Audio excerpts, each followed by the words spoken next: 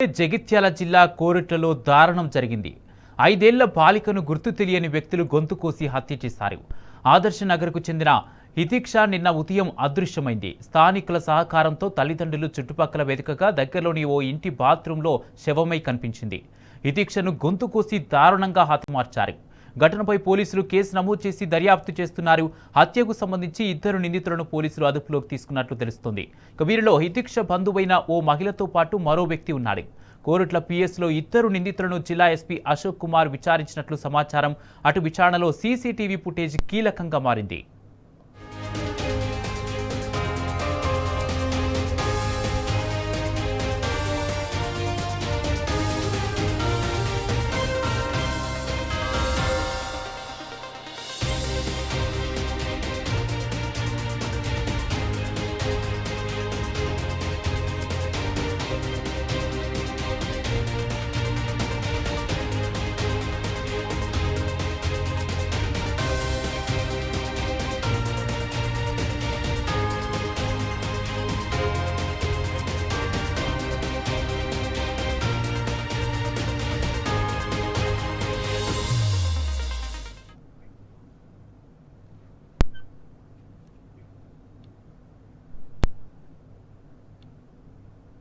జగిత్యాల జిల్లా కోరుట్లలో దారుణం జరిగింది. 5 ఏళ్ల బాలికను గుర్తు తెలియని వ్యక్తులు గొంతు కోసి హత్య చేశారు.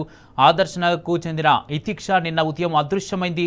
స్థానికుల సహకారంతో తల్లిదండ్రులు చుట్టుపక్కల వెతకగా దగ్గరలోని ఓ ఇంటి బాత్రూంలో శవమై కనిపించింది. హితిక్షను గొంతు కోసి దారుణంగా హతమార్చారు. ఘటనపై పోలీసులు కేసు నమోదు చేసి దర్యాప్తు చేస్తున్నారు. హత్యకు సంబంధించి 2 నిందితులను పోలీసులు అదుపులోకి తీసుకున్నట్లు తెలుస్తుంది. ఇక వీరిలో హితిక్ష బంధువైన ఓ మహిళతో పాటు మరో వ్యక్తి ఉన్నాడు. కోరుట్ల పిఎస్లో 2 నిందితులను జిల్లా ఎస్పీ అశోక్ కుమార్ విచారించినట్లు సమాచారం. అటు విచారణలో సీసీటీవీ ఫుటేజ్ కీలకంగా మారింది.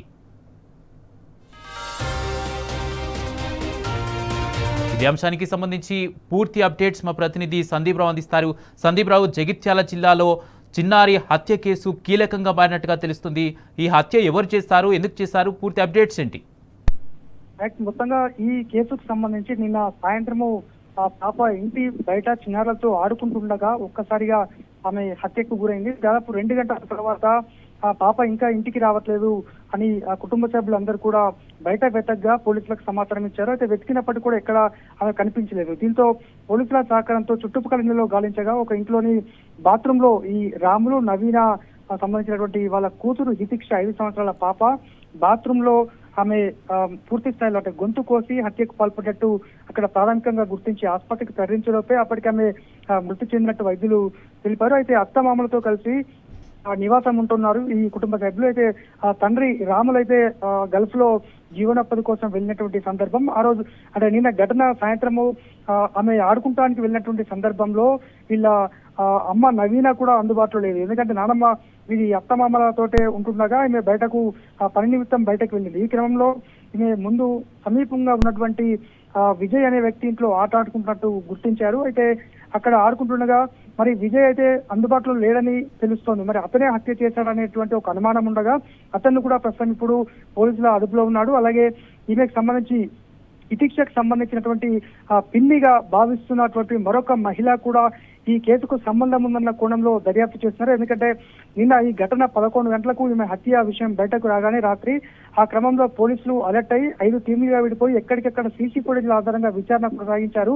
జిల్లా ఎస్పీ దాదాపు ఉదయం 4:30 గంటల వరకు కూడా జిల్లా ఎస్పీ అశోక్ కుమార్ అక్కడే ఉండి ఈ కేసుకు సంబంధించి ఆ దర్యాప్తును వేగవంతం చేశారు. మొత్తంగా 2 అయితే అదుపులో ఉన్నారు. మరొక 2 గంటల్లో ఈ కేసుకు సంబంధించి అసలు హంతకులు ఎవరు, ఎందుకు చేయాల్సి వచ్చింది అనేది మాత్రము బయటకు రావాల్సింది. అయితే ఈ విజయ్ అనే వ్యక్తికి సంబంధించిన వివరాలు మాత్రం కాస్త భయంకరంగానే ఉన్నాయి. స్థానికులైనకు పూర్తిగా భయపడతారట. ఎందుకంటే అతను గణపతి విగ్రహాల తయారీ కేంద్రంలో పనిచేస్తుంటాడు. అయితే ఆ కుటుంబ సభ్యులు కూడా ఆయన వైఖరి నచ్చక వారంతా కూడా ఎప్పుడో వదిలేసి వెళ్ళగా ఒంటరిగా నివాసం ఉంటున్నాడు. అయితే అతను కాస్త సైకోగా వ్యవహరిస్తాడు. మద్యం సేవిస్తే మాత్రం అతనిలో మనిషిని చూడలేమంటూ కూడా స్థానికులు పోలీసులకు ఒక ఫిర్యాదు చేసిన సందర్భం. అయితే సీసీ ఫుటేజ్ లో మరొక మహిళ కూడా కదలికలు కనిపించినట్టు ఆ పిన్ని వరుస అవుతుందని మనకు ప్రాథమికంగా ఒక తెలుస్తోంది. మరి ఆమె పాత్ర ఉందో లేదన్నది పోలీసులు అయితే నిర్ధారిస్తారు. మరి ఈ విజయ్ అలాగే పిన్ని వరుస అయ్యేటువంటి ఒక మహిళ ఇద్దరిలో ఎవరి పాత్ర ఉందనేది మాత్రం మరికొద్ది గంటల్లో తెలియదు. డిఎస్పీ ఆధ్వర్యంలో ఎస్పీ నేరుగానే ఈ కేసును పర్యవేక్షిస్తున్నారు. మొత్తంగా